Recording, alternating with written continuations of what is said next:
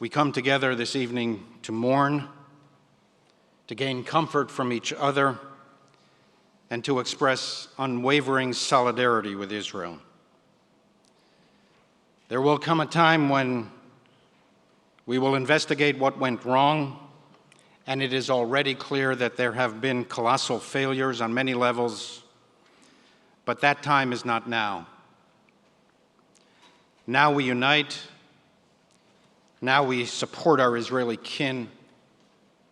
Now we mobilize. Now we act to ensure victory.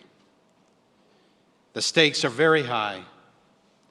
If this war ends short of a Hamas defeat, it will invite more war, more terror, more bloodshed for years to come. It is a depressing fact of history and human nature that peace is purchased through strength and deterrence, especially in the Middle East, where the weak are preyed upon and devoured.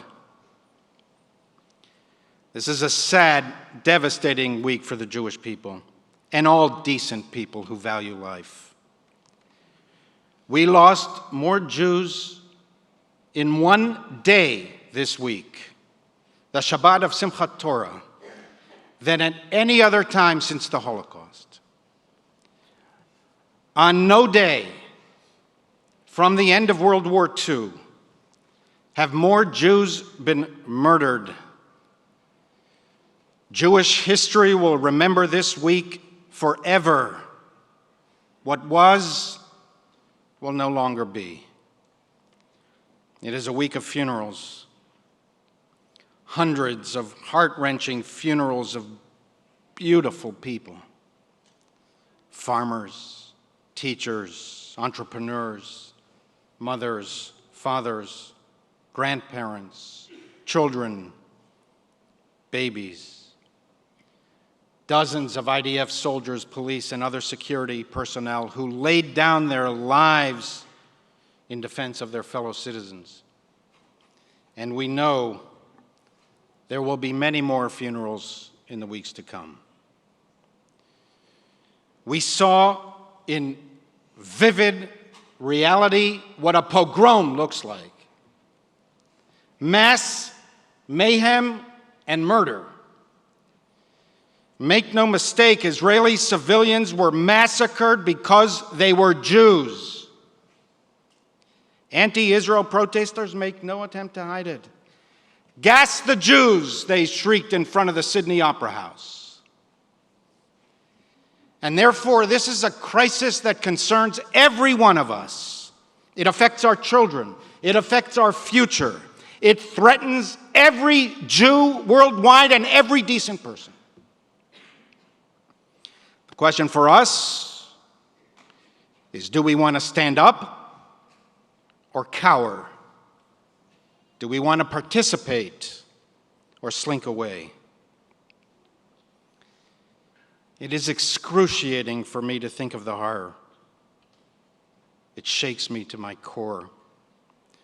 There are many moments where I want to look away. But we need to force ourselves to not look away. We need to fully absorb what is the nature of the human creature, what we are capable of doing to each other. And as Jews, we need to be honest about our enemies. To all of our non-Jewish friends, do you know what it does to a Jew to see once again, 80 years later, Jews massacred in their homes, Jews taken hostage, Jews dragged onto the streets, beaten and raped, mutilated corpses paraded in public squares while delirious crowds holler their crazed approval? There is something rotten in the culture of these streets, putrid and rancid to the core. They massacred whole families. They slaughtered babies. They raped young women as the bodies of their dead friends lay all around them. They took men and women and children, mothers and fathers and infants hostage into the bowels of Gaza, among them an elderly grandmother who is a Holocaust survivor. And they ask why there is no peace. Keep a clear moral compass. This is not freedom fighting. This is not resistance. It is war crimes and crimes against humanity. It is rank, anti-Semitic, evil, wicked, villainous, abominable, and heinous barbarism. And anyone in the Middle East, the United States and the West, in the halls of Congress, or in the media, or in schools, or university campuses, anyone who whitewashes, defends, apologizes for, or justifies this repugnant degeneracy is themselves morally responsible and morally compromised. Any international agency or NGO that sends money to these criminals is morally culpable. You are funding a murderous ideology bent on killing Jews, and sooner or later it will rebound on you. You'll see it on the streets of Europe and throughout the West. They can't even bring themselves to say the right words. They call it militancy, or grievance, or violence, or some other morally empty phrase.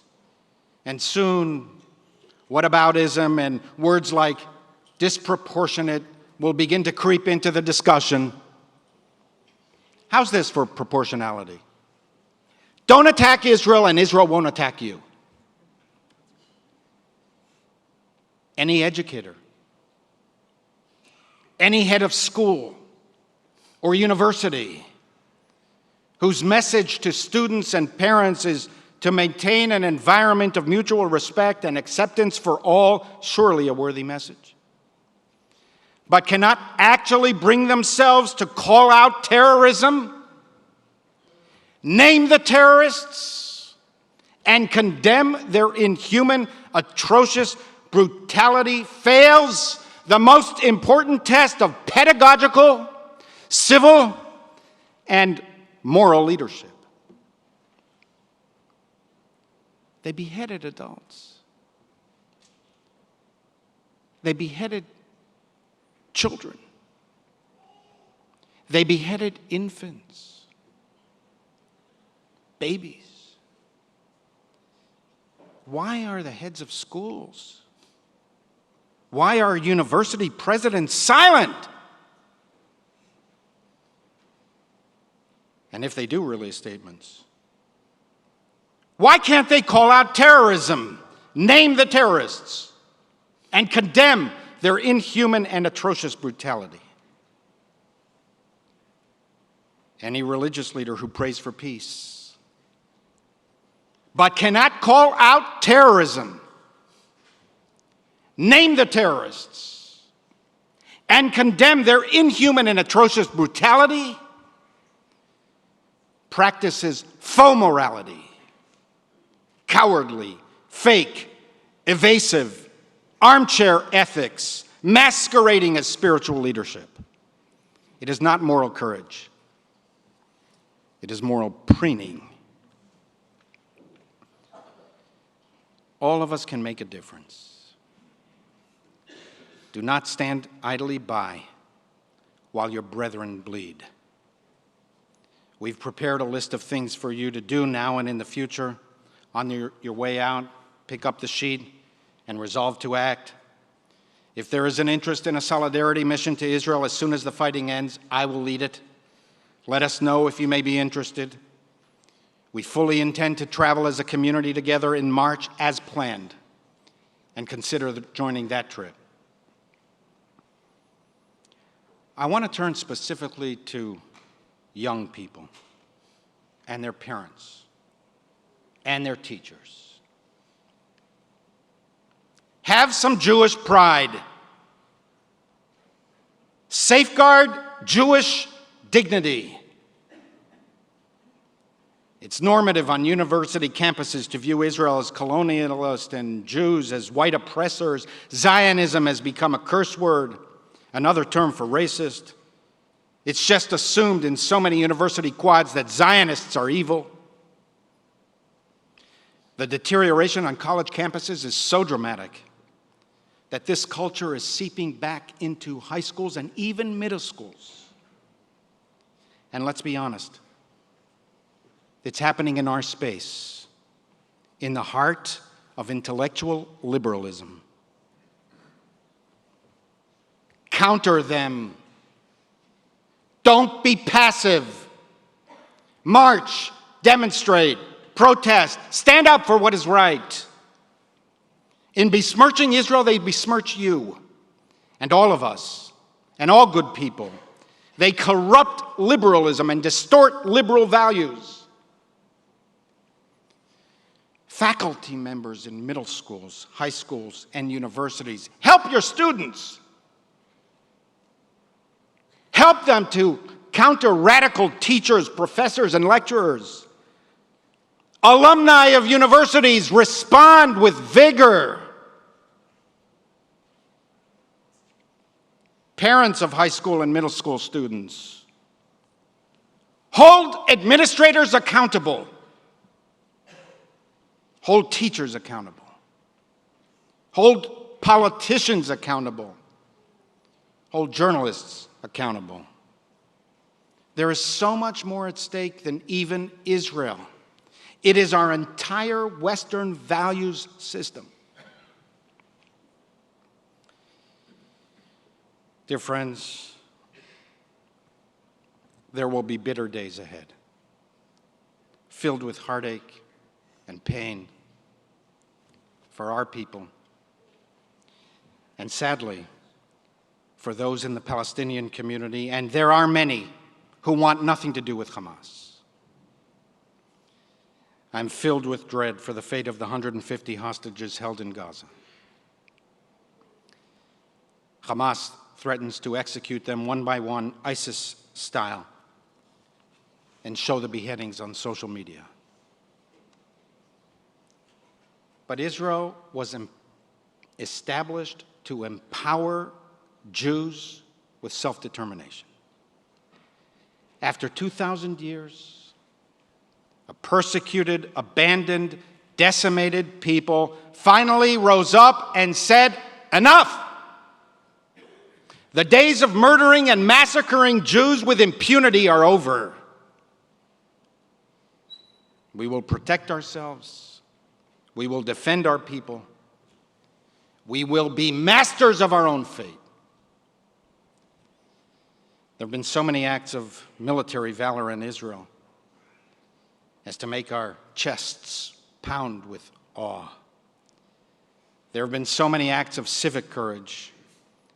Israeli civilians mobilizing to help, give blood, shelter, feed, and shower, and with love, Israeli families devastated by the attacks, as to cause our hearts to swell with pride.